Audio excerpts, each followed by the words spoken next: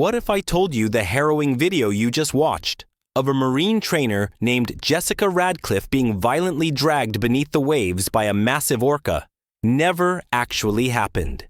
In this age of AI wizardry and online disinformation, one of the most disturbing viral clips of 2025 has turned out to be a chilling fabrication. Yet it tapped into a primal fear of nature's untamed power and the hidden truths behind viral spectacles. This story isn't just about a fake tragedy. It's about how our digital ecosystem can turn fiction into perceived fact overnight. In this documentary, we'll trace the anatomy of the hoax, from its lifelike AI-generated visuals and fabricated backstory to its explosive spread on platforms like TikTok, Facebook, and X, formerly Twitter. We'll explore the real orca incidents that fed its plausibility, the forensic investigations that dismantled its credibility, and what this reveals about our world's increasing struggle to distinguish real from simulated. Prepare to unravel the truth behind the viral myth of Jessica Radcliffe, and see how reality unravels in the age of synthetic media. For as long as humanity has harnessed technology, fiction has danced with reality, fabricating visceral spectacles that shock, intrigue, and spread like wildfire. The viral Jessica Radcliffe video is not an isolated anomaly. It's the latest chapter in a lineage of vividly believable hoaxes born from the convergence of myth, media, and evolving digital tools.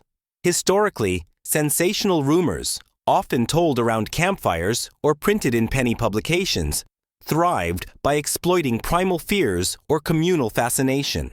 In the early internet era, viral legends like Casey Nicole or the Mandela effect captivated global audiences with nothing more than text or rudimentary images. Yet as tools matured, first with Photoshop, then with deepfakes and AI video generators, the fidelity of fiction skyrocketed. Enter the era of AI-generated visuals so lifelike they blur fact and fantasy.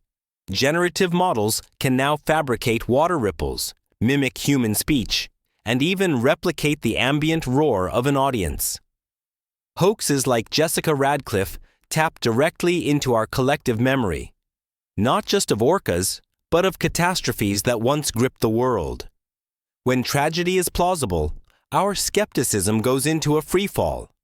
The Radcliffe clip rose from the ashes of real incidents.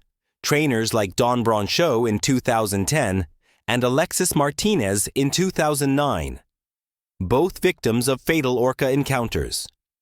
These well-documented tragedies became templates for plausible yet fabricated disasters. The AI-generated accident isn't born from thin air. It's seeded by historical trauma. Add in viral mechanics, the rapid sharing culture of TikTok, Facebook, X, and suddenly, the audience becomes accomplices in spreading a digital mirage.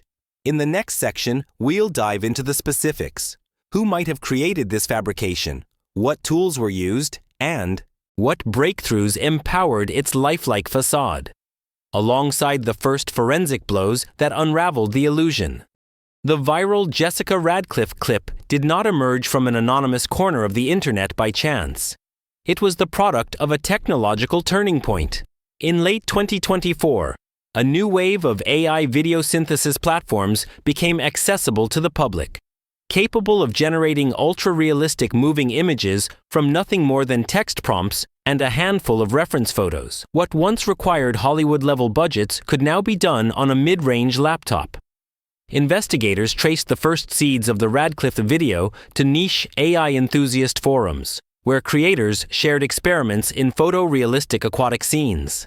The earliest iteration, grainy, low frame rate, and clearly artificial, featured a generic female trainer and an indistinct marine mammal.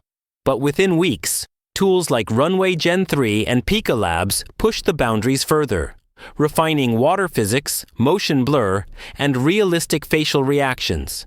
The Jessica Radcliffe persona was constructed using stolen images from unrelated social media accounts, blended through face-morphing algorithms to create a new identity that evaded reverse image searches.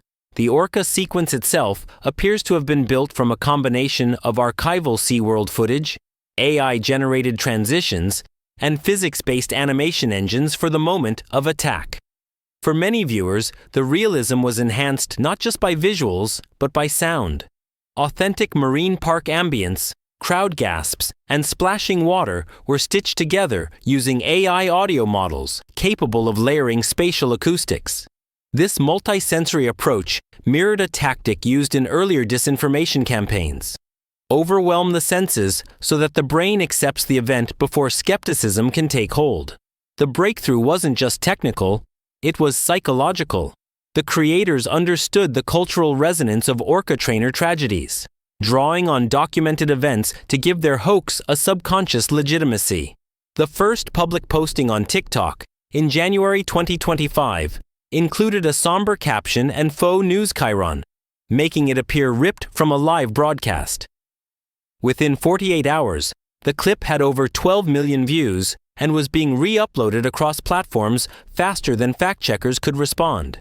As we'll see in the next section, this was just the ignition point.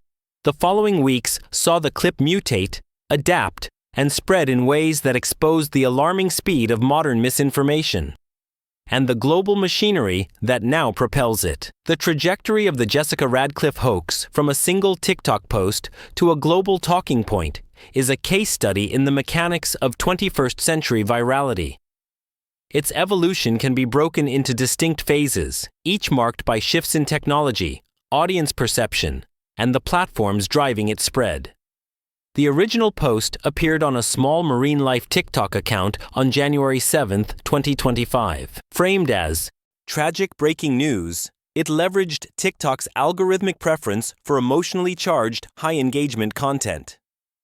Hashtags like #Jessica Radcliffe and #Orca attack, entirely new at the time, began trending within hours. By day 3, short reposts with dramatic slow-motion edits were circulating on Instagram Reels and YouTube Shorts. As engagement spiked, major meme pages and reaction channels picked up the clip, many without attribution, treating it as genuine breaking footage. Digital tabloids in multiple languages ran clickbait headlines without verification, boosting reach exponentially.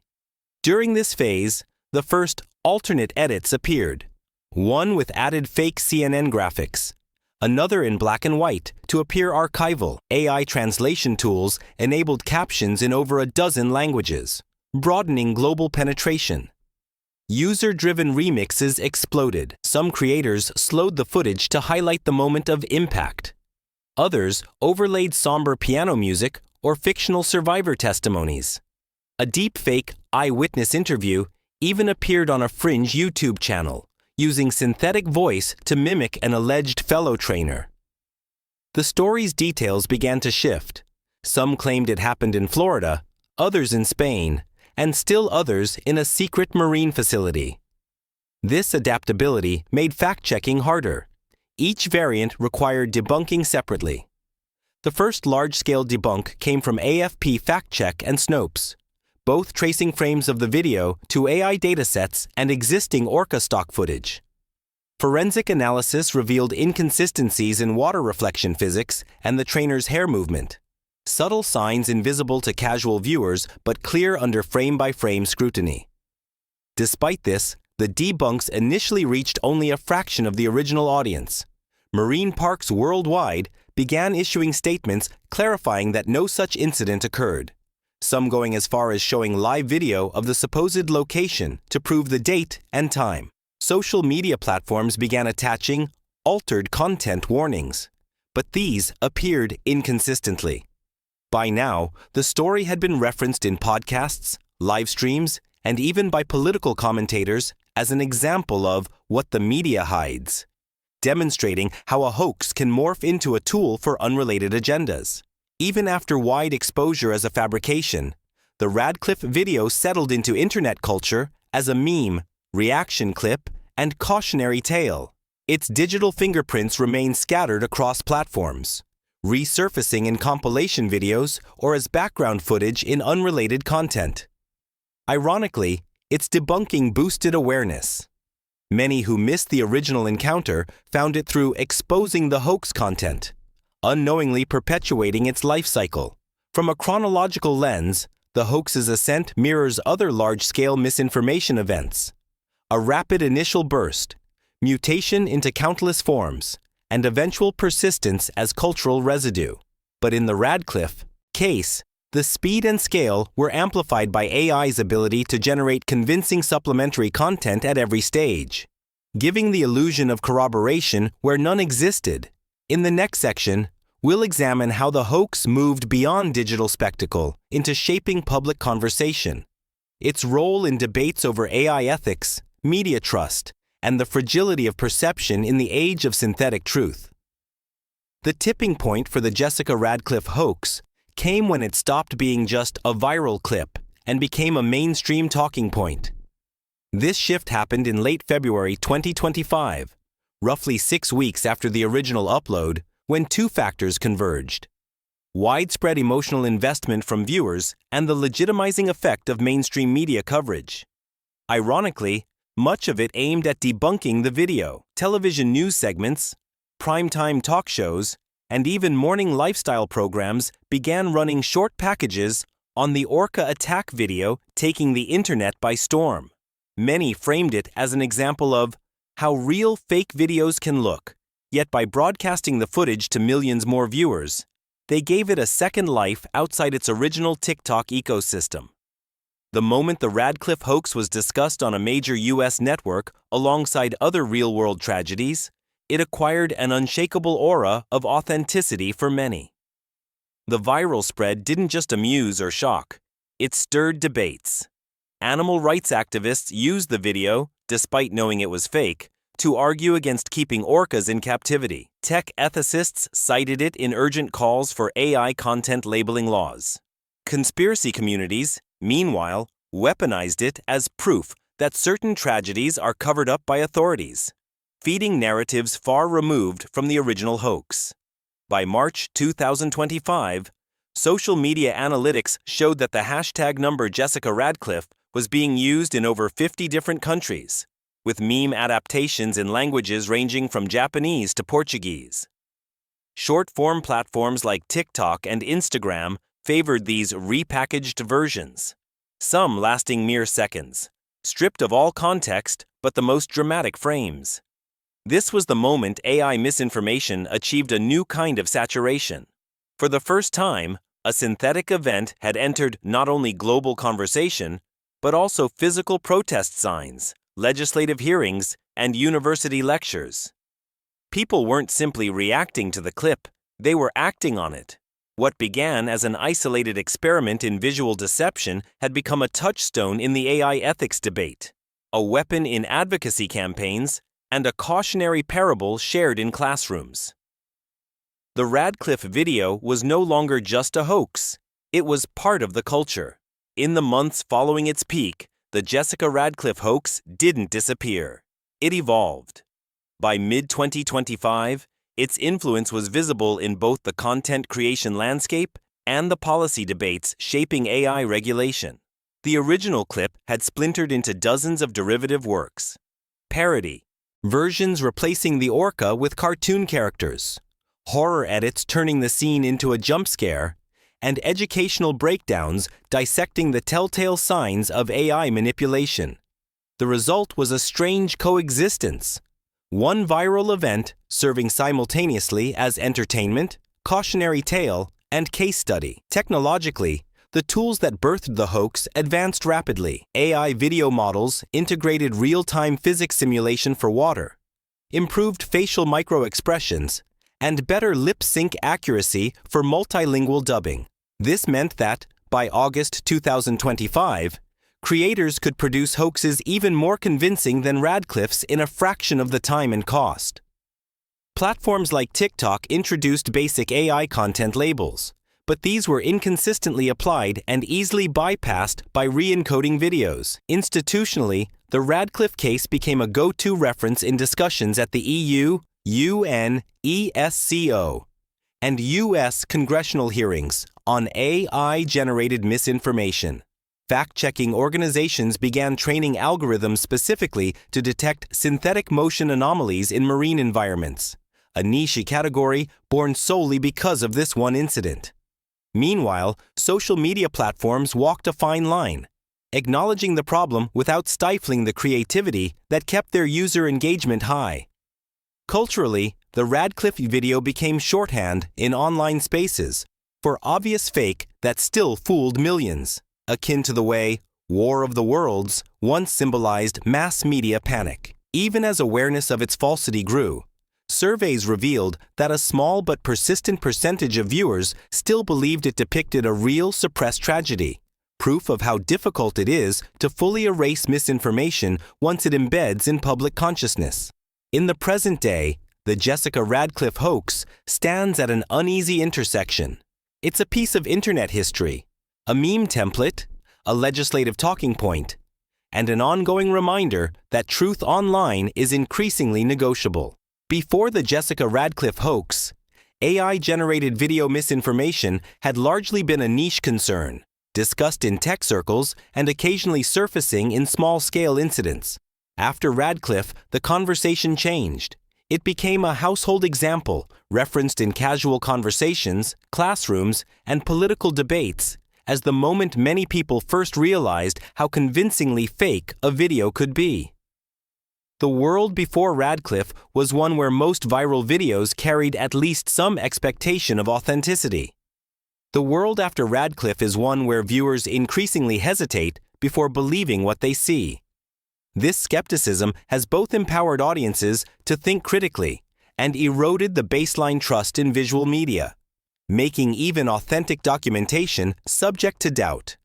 For the AI industry, the hoax became a double-edged legacy. On one hand, it showcased the creative and technical potential of generative tools. On the other, it became a rallying point for those demanding stricter regulation, mandatory watermarking, and criminal penalties for malicious misuse. Many of today's early-stage AI legislation drafts cite the Radcliffe case by name. In the cultural sphere, the incident inspired a wave of documentaries, think pieces, and art projects exploring the blurry boundary between truth and fabrication. It also gave rise to a lasting meme economy. Short clips, GIFs, and remixes still appear years later, often stripped of context but carrying the unmistakable visual signature of that orca tank scene. Ultimately, the Radcliffe hoax cemented itself as a historical turning point. Not because it was the first AI fake, but because it was the one that shattered mass confidence in the visual record. From that moment forward, seeing was no longer believing. It was only the first step in a longer process of verification. If the Jessica Radcliffe hoax was a wake-up call, the years ahead promise a full-blown test of society's ability to navigate a landscape where synthetic events blend seamlessly with reality. AI video generation is advancing at a pace that outstrips regulation. New models are capable of generating photorealistic clips in seconds, with dynamic lighting, natural motion, and believable emotional nuance. Soon, such tools will be accessible to anyone with a smartphone. Experts warn that the next generation of misinformation may not rely on standalone viral clips. Instead, we may see entire fabricated news segments, complete with synthetic anchors, weather updates, and live on-scene reports. Misinformation could evolve into long-form serialized narratives that adapt in real time to audience reactions, making them far harder to debunk than a single shocking video. On the defensive side, AI-powered detection systems are emerging, capable of analyzing pixel-level inconsistencies invisible to the human eye. Blockchain-based content verification and universal watermarking protocols are under discussion, but their success will hinge on global adoption, a monumental challenge in itself. There's also a cultural shift to anticipate. As audiences grow more media literate, they may begin demanding proof of origin for any impactful video. Paradoxically, this could lead to an environment where genuine on-the-ground footage is dismissed as fake unless it carries a recognized authenticity signature. The Radcliffe incident will likely be remembered as both a cautionary tale and a prototype for what's coming. A future where perception can be engineered at will, and the truth is no longer self-evident. Whether we adapt to that reality or drown in it will depend on the systems, ethics, and skepticism we choose to build now. From its first shadowy appearance on TikTok to its transformation into a global flashpoint, the Jessica Radcliffe hoax charted a path that will be studied for years. It revealed the breathtaking realism AI can achieve, and the unsettling speed with which fiction can become accepted. Fact. More importantly, it forced a global reckoning with the question: if seeing is no longer believing, what safeguards must we put in place to protect truth itself? We've traced the hoax's origins, its technological backbone, its explosive spread, and its enduring impact on media trust, lawmaking, and public perception. The Radcliffe case is not just a story about one fabricated tragedy. It's a snapshot of the challenges we all face in the age of synthetic reality. If this deep dive helped you see the bigger picture, then like this video. Share it with others who care about truth in the digital age. Comment your thoughts. Do you think we can still trust what we see online?